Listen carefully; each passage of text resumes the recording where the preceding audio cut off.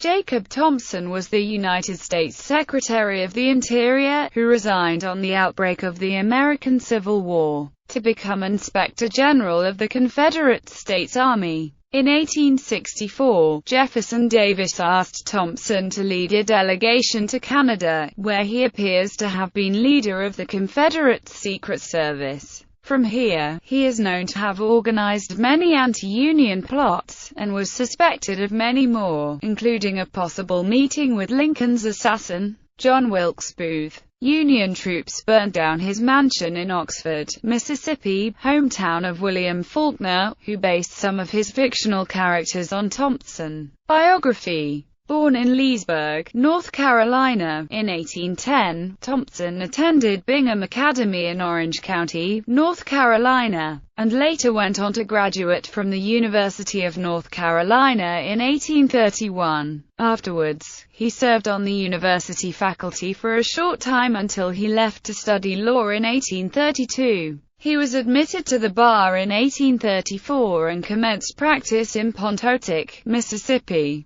Thompson got involved in politics and was elected to the 26th Congress, serving from 1839 to 1851. He was appointed to the United States Senate in 1845, but never received the commission, and the seat went to Joseph W. Chalmers. Thompson was the chairman of the Committee on Indian Affairs in the 29th Congress. He lost re-election to the 32nd Congress and went back to practicing law until 1857, when newly elected President James Buchanan appointed Thompson United States Secretary of the Interior. In the later years of the Buchanan administration, the cabinet members argued with one another on issues of slavery and secession. Thompson's alignment with the Confederacy. Thompson sided with the Confederacy and resigned as Interior Secretary in January 1861. When he resigned, Horace Greeley's New York Daily Tribune denounced him as a traitor, remarking, "Undertaking to overthrow the government of which you were a sworn minister may be in accordance with the ideas of cotton-growing chivalry,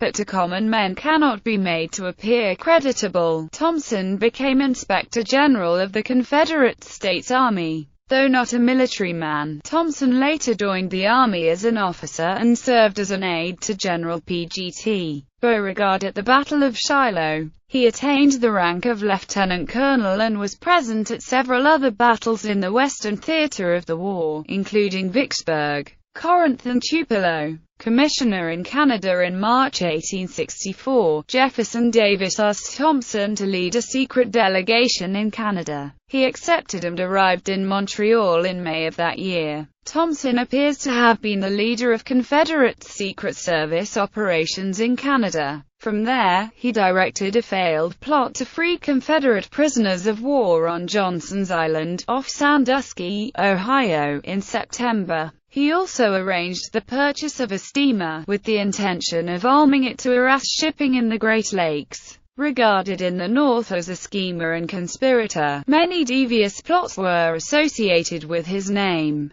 though much of this may have been public hysteria. On June 13, 1864, Thompson met with former New York Governor Washington Hunt at Niagara Falls. According to the testimony of Peace Democrat Clement Vallandigham, he met Thompson and talked to him about creating a Northwestern Confederacy and obtained money for arms, which was routed to a subordinate. Thompson gave Ben Woods, the owner of the New York Daily News, money to purchase arms. One plot was a planned burning of New York on November 25, 1864, in retaliation for Union Generals Philip Sheridan and William Tecumseh Sherman's scorched earth tactics in the South. Some speculate that John Wilkes Booth, the assassin of Abraham Lincoln, met with Thompson, but this has not been proven. His manor, called Home Place, in Oxford, Mississippi, was burned down by Union troops in 1864. After the Civil War, Thompson fled to England and later returned to Canada as he waited for passions to cool in the United States. He eventually came home and settled in Memphis, Tennessee, to manage his extensive holdings.